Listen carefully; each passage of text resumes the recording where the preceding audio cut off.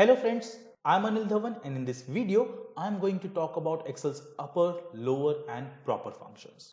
All these three functions are very easy to use in Excel and can be used in situations where we have to change the case of any text very quickly.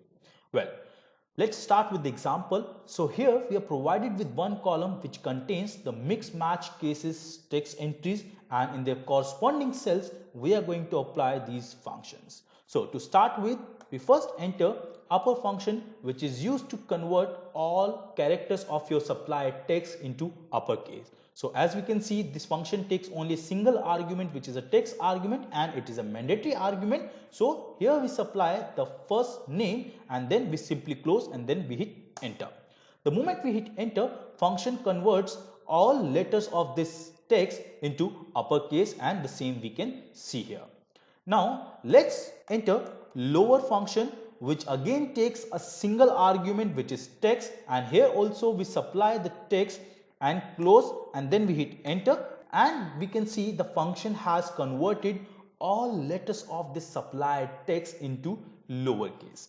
And when you want to keep first letter of each word into capital and the remaining in lowercase, then use the proper function, which again takes only a single argument where you have to supply a text only, and then when you execute this function, it converts the first letter of each word into uppercase and remaining in proper case.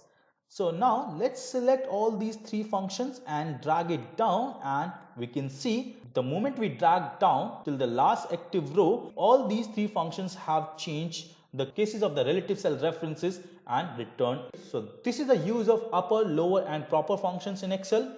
I hope you liked and enjoyed this video. Please do subscribe to my channel to get the regular updates.